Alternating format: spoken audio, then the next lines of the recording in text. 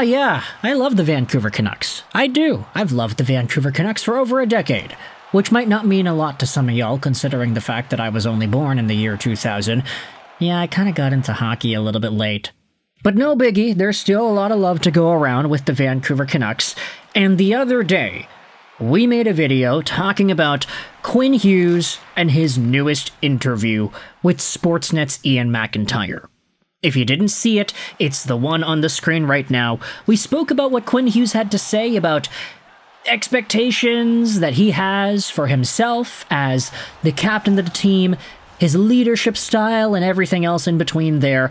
Quinn spoke out about the noise, he spoke about his lack of a full commitment to his future, and for the most part, I was very optimistic about the interview. And I'll still stand by that right now. I think that what Quinn Hughes said about himself, about the hockey team, about his demeanor in regards to the hockey team, we love that. We love seeing a confident captain in Quinn Hughes take center stage and talk the talk, because we know he absolutely can walk the walk. So the fact that he's got that confidence to be open and honest about it, that is total rock star stuff. But I did see a lot of, maybe not backlash, that's not the right word to use in this situation, but I did see a lot of Canucks fans kind of, let's just say panicking about the Quinn Hughes comments in the interview. Mostly courtesy of Taj on Twitter. And I know a lot of y'all will go out there immediately and say, okay, Lego, it's Taj. We're not going to go out there and fully buy into it. I know Taj has his polarizing nature on social media. Some folks agree with him a lot. Others disagree with him vehemently. But I wanted to go over some of the comments that were singled out by Taj from the Quinn Hughes interview and some of the ensuing conversations that came out afterwards. Starting out with this tweet over here, Quinn Hughes said Tuesday he hasn't made any decisions about his long-term future with the team. That is not bad, in my opinion. And it was talked about in yesterday's video too, that Quinn, he's very open about it. He's like, yeah, I can't re-sign until a year from now, so it's not worth thinking about. And of course, Quinn is a professional hockey player. He's not going to go out there and say, oh yeah, I'm going to sign with Vancouver on July 1st, 2026. I'm not going to do it yet because I can't, but I will do it. Like, if he says that, all his leverage has gone out the window. There is already a verbal commitment, and if he ends up not re-signing with Vancouver, it makes him look like a total fool, guy who can't keep his word type of stuff there. So really, it's in everybody's best interests in the Quinn Hughes party to not be fully transparent about these things. Even if in his heart of hearts he wants to stay, he can't admit that. And of course, we all recognize that he probably doesn't definitively want to stay based off of the season that had just transpired. He needs to be convinced to stay, and that's not a bad conclusion. Here's a quote from Hughes in the article that went viral on Twitter. Quinn Hughes said, "Let's be honest, we're not going to be the most skilled team, but we can have the hardest working team." And this comment got a lot of people worrying. No offense, but this would worry me if I were a Canucks fan hoping Quinn Hughes stays. Yeah, he's gone, LOL. I think y'all are looking way over this. This is something you want to hear the captain say. If it works out, he'll likely stay. Classic under-promise and hopefully over-deliver. Tough look for the Talk-It haters. A lot of people are going out there and responding to this in various ways. You had Sapster going out there and saying, "Hey, this is not great. Oh, brother." "He's not even wrong," a reply says. "It's just not the kind of quote you want to see from your captain. Management should see this as a sign to improve the roster." I read it as Hughes saying, "You better improve the roster." And I know that's not gonna go well with a lot of Canucks fans that do believe in what this team is capable of. Elias Pettersson is a 100-point player at his peak. Quinn Hughes is a #1 defenseman in the world at his peak. Filip Hronek is a top pairing defenseman at his peak. And then you have everybody else. Brock can be a 40-goal scorer. Kiefer Sherwood and Höglander and Garland can be 20-goal guys. Jake DeBrusk is already there. Evander Kane can do stuff too. There's potential here, but the fact is you just aren't guaranteed that.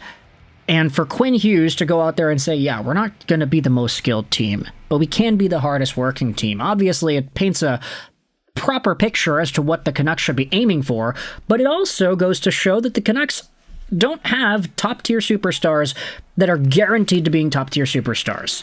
You kind of get what I'm saying here? Like, you know Sidney Crosby is going to show up every night.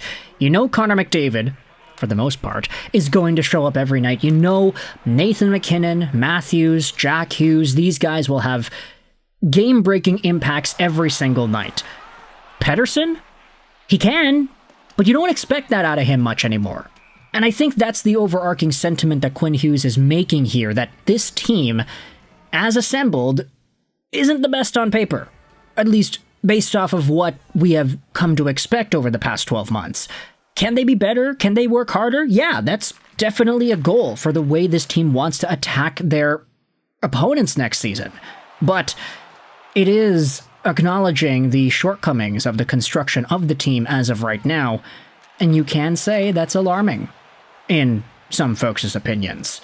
Of course, though, folks will spin it and say, oh yeah, look at that, Quinn Hughes is not happy with the way the Vancouver Canucks are assembled. Quinn Hughes is demanding more out of this management. Quinn Hughes is unsatisfied. Therefore, Quinn Hughes is going to leave. Like, there's a lot to dive into. Taj had a few other tweets here, more Hughes on his future. Who knows what we can do, and who knows I'll be feeling this time next year. It's still a year away. I didn't see that comment as a negative one. I thought it was very honest, and I thought it was very correct. Like, the guy isn't even eligible to re-sign for another year. He's not going to say, oh yeah, I'm really going to put that pen to the paper as soon as I can. Like, he's not going to admit that. And then you had this tweet as well, 10 months out, and Hughes is basically saying, I don't know if I want to extend in Vancouver. Who knows how I'll feel after the end of the season. Too bad there's no fast forward button on this year because the only thing that matters is his future. And there are some replies challenging it, like Ian went out there and said this. No, it is actually you saying, I don't know if Quinn Hughes wants to extend in Vancouver. Quinn hasn't said anything on that subject. Oh yeah, except that he loves Vancouver. He has said that. I think the most rational reply is from BX Sallant, who went out there and said this, Quinn can't sign a contract today, so any comment he makes will just hurt his negotiation. Unless he explicitly says he wants out, his comments are not worth looking into until next summer. Which is why, for Vancouver Canucks fans, it's become quite common practice to read in between the lines and try to analyze and dissect every small word and comment made by NHL players about their futures and what it is they want to do. Whether or not Quinn does decide to stay in Vancouver is a decision we literally will not know about until July 1st of next year. And maybe even extending a little bit into the summer of 2026. So, for now, it's not really worth worrying about. I don't think so, at least. This can bleed into a bigger discussion and philosophical theory about whether or not worrying about things that are out of your control is actually worth your time, but I get it. Taj is a person on social media who wants to go out there and get engagements and get his tweets pumping out there. I get it, I do the same thing on my YouTube channel. But I don't know if I necessarily agree. That's just what I'm going to go out there and say. So let me know your thoughts in the comment section below, whether or not you agree or disagree on Quinn Hughes and if his new interview should be worrying. I had absolutely no takeaway in that respect when I read the article yesterday. But now there are a bunch of people that are proclaiming the opposite, so I wanted to bring that perspective up here on the channel too. Thoughts in the comment section below. I hope you enjoyed this video. And bye.